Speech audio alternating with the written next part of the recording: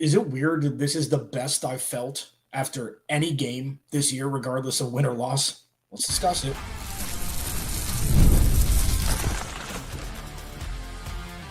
You are Locked On Cardinals, your daily Arizona Cardinals podcast. Part of the Locked On Podcast Network, your team every day. Yikes.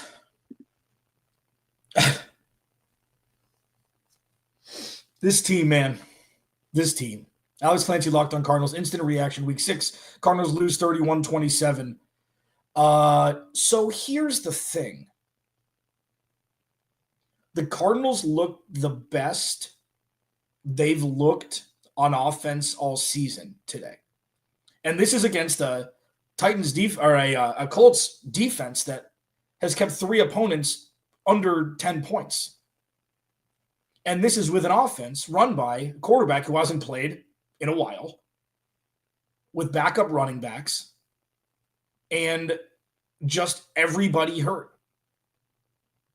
It's crazy to me. Thanks, everybody, for hanging out. Let some more people come in here. So what we're going to do now is we're going to talk about this is the best they've looked all year offensively. So what does that mean? What now? We'll talk about Drew Petzing. We'll talk about Jonathan Gannon. We'll talk about this defense. I'll do 15 minutes. And then immediately following this, we'll be doing the Cardinals squad show with Jamil Douglas, Ben Garcia, and myself for a full hour. The Cardinals lose in the best way possible. Okay, they fall to 2-4. That's not great. The defense down the stretch didn't look good. That's not great. The Cardinals' first and last defensive drives were like a warm knife through butter. Daniel Jones just carved them up. First drive of the game, last drive of the game. Just carved them up. But in the middle, they looked all right. The biggest thing for me was that Marv went out early and the offense looked wildly competent. Michael Wilson, Greg Dortch got in the end zone. Trey McBride got in the end zone. It was the types of targets and types of completions that were being made that made me think right away, oh boy, what have I done? What have I done over the last 7 years? And I know it's one game, and I call it the Nate McMillan effect, where an assistant coach comes in after a coach gets fired, and that team goes on a little run because it's a little bit different. You got a little extra juice. It's a little different situation. But it was obvious that this offense was much exponentially more competent with Jacoby Brissett.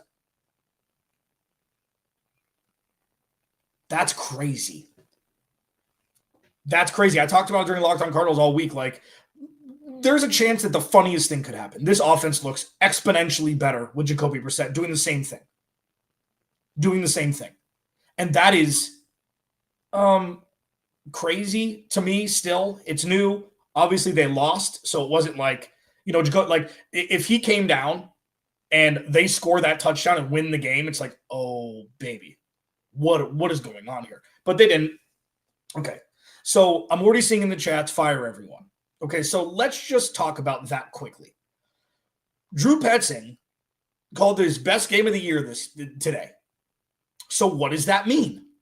Is that a Kyler thing? Or is that he just knows Jacoby from their time in Cleveland and he knows his skill set better so they can call different routes because Jacoby Brissett's tall and can see over the offensive line and doesn't have to, roll out, doesn't get happy feet, things like that? Like, is that where we're at? Or has Drew Petzing been calling this offense the entire time?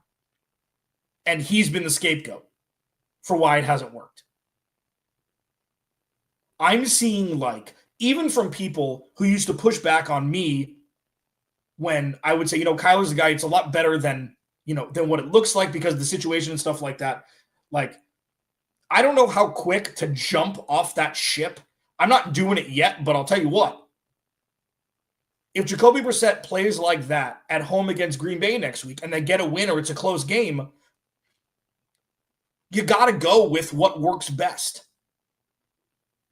Now, is Jacoby Brissett a journeyman over the last 5 or 6 years after starting for a few years in Indy? Like, is he the answer long term? Of course not.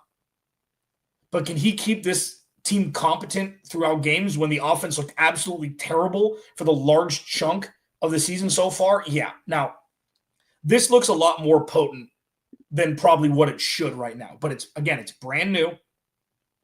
It's something that it's like, oh my sweet word. Michael Wilson down the sideline to set it up inside the 15 for a drive that gets you to go win the game. It's like, that's new. That's not something that happened before. The run game looked better because Jacoby Brissett was throwing the ball down the field. Greg Dortch got involved for the touchdown on a crossing route. Trey McBride, they ran that play action to Trey McBride that fooled everyone out of their shoes. So, yeah, they lost. The defense gave up far more points. They gave up 10 more points than their highest watermark up until this point. I'm not counting the Carolina game. But regardless, the Cardinals lose. They're 2-4, and the season's starting to slip away. So that's where we are at 1:14 local time in week 6. It's not great, okay? It's not fun. It's not great, but drop a 1 in the chat right now if that was the most fun you've had watching the Arizona Cardinals offense from the first snap to the last snap, even if they did lose. Everybody's hurt. Like, Marv, out. James Conner, out. Trey Benson, out. Michael Wilson left this game, came back, and had a couple great catches down the stretch. Adrian Taylor-Demerson got hurt towards the end of this game. There's no Garrett Williams. Like, there's no Darius Robinson. The defensive front just, they held up, and then Jonathan Taylor did Jonathan Taylor things. We talked about this all week. I did my crossover with Jake Arthur from Locked On Colts on Thursday, and he said they throw the ball in the first half and they hammer the run in the second half. And that's what they did. I mean, Jonathan Taylor's he's a top 3 back in the league for a reason. That's what it looks like. But just crush your dreams down the stretch. There was no way the Cardinals were stopping that with 55 seconds of Jonathan Taylor and entire defense. There was just no way. So what now? What do they do now? I'll discuss it next. Quick little live read here, and I'll be right back. This episode of the Week 6 Instant Reaction Show, Locked On Cardinals, is brought to you by Mizzen and Main. You know the saying, look good, feel good? The problem is that most dress clothes only check one of those boxes. They look sharp, but feel stiff, hot, and high maintenance. That's why there's Mizzen and Main. Mizzen and Main makes classic menswear with performance fabric, so it's effortless to look sharp and feel comfortable. They actually invented the performance fabric dress shirt over 10 years ago, and they've perfected it ever since. I love that you can just go from the office to dinner or on the golf course and still feel comfortable all day. It's insane. Right now, Mizzen and Main is offering our listeners 20% off your first purchase at mizzenandmain.com with the promo code LOCKEDONNFL20. That's Mizzen, spelled M-I-Z-Z-E-N, and Main, M-A-I-N.com, promo code LOCKEDONNFL20 for 20% off. And if you'd rather shop in person, you can find Mizzen and Main stores in select states. Cardinals lose 31-27. I'll do my full breakdown tomorrow as usual. This is something that I would push back on. Play calling again is the fault. Like, I don't know, bro. I don't know, man. Like, okay. Jacoby Brissett is not the answer, but he could be the solution to get the Cardinals to maintain in relevancy. 2-4, not great, okay? They've lost by a combined 9 points. 9 points in those 4 losses. So that's the stat. That's the one where I'm like, damn it. They're in these games. They had the lead with 7 minutes left. They're in the lead. And it's not an unusual story where a team would be in the lead and then lose, but the competency level on offense far exceeded exponentially from second one to the final bell from anything that we've seen so far this year. Anything. Now, there were flashes of greatness that we saw from this Cardinals team on offense. What did I say? Like 4 quarters of the first 5 games, 5 quarters of the first 5 games. I can't remember. I actually looked at it. That was the most competent start to finish that we've seen so far this year. So what now? Jacoby Brissett starts next week. I don't know, like say the Cardinals bye week was week 10. I don't know if they would have put Kyler Murray on IR, but it's like you get 3 weeks with the bye week in week 8 to really determine what's going on. They're not trading Kyler Murray. That's not something that's going to happen. They're not firing Drew Petzing. They're not firing Jonathan Gannon. Like this game, that bought them at least through the bye week because they fought. They played really hard. And this isn't like a green ribbon thing. The offense was anemic. The offense slept through large chunks of games. The offense today kept them in it.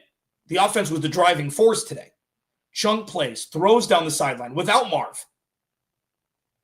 So if Marv, clears concussion protocol and he's able to play next week, like you have your best wide receiver out there. Zay Jones looked good today.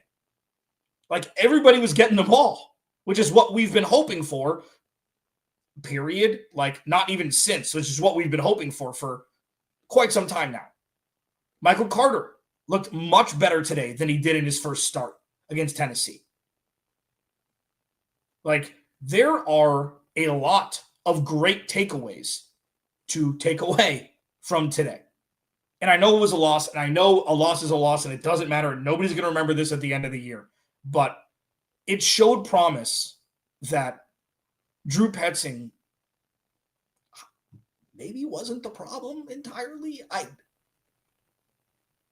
This is not a good look for Kyler Murray. Let's just put it that way. This is not a good look for Kyler Murray. And it's something that we're getting the full Joe Flacco thing here. Joey Brissett is Joe Flacco. It's the same thing. It's just old man strength, has a great arm. Like Jacoby doesn't have, Joe Flacco still has like a timeless arm, even though he's wildly erratic and inefficient now. But, it could be a lot worse than, they could have had Keaton Slovis, could have Clayton Tune.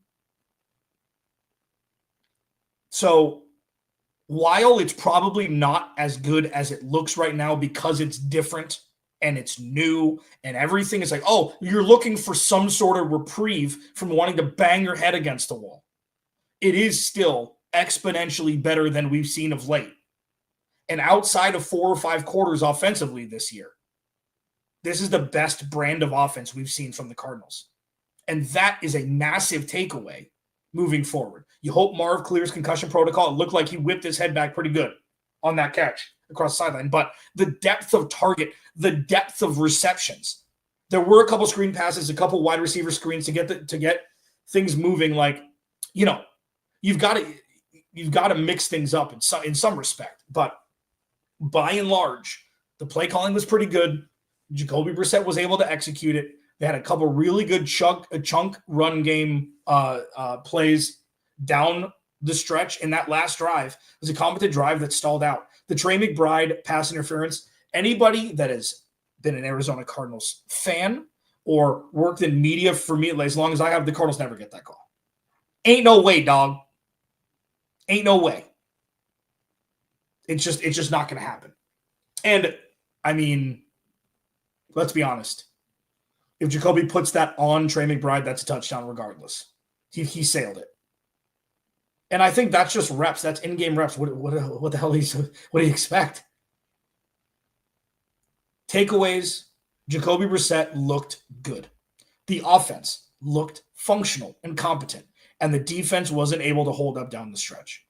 I don't know if that's a Daniel Jones thing. I don't know if that's a humming offense thing, or if it's a defensive thing missing their best cornerback, missing some young legs in the interior of the defensive line, and kind of piecemealing together a secondary that's just been riddled with injuries. Max Melton had jumped off the sideline today again. Hobbled. The redeeming quality above all else is that the offense looked so much better. That looks like an offense you can trust. And again, I will leave you with this. I know because it's new, it may look better than it actually is. But even if that's the case, even if it was 80%, if this was the offense we'd seen all year, the Cardinals would be 4-2. So what now? You start Jacoby Brissett against Green Bay. You take your happy asses into your bye week and figure out what the hell to do as to not burn the season down in week 9. Locked On Cardinals, your team every day. Thank you, everybody, for hanging out. In less than 5 minutes, I will be going live again with my crew over the Cardinal Squad Show with Jamil Douglas and Ben Garcia. I will talk to you again. Thank you for hanging out. Remember, without you, there is no me. I will talk to you in 5 minutes and then on Monday for the full show.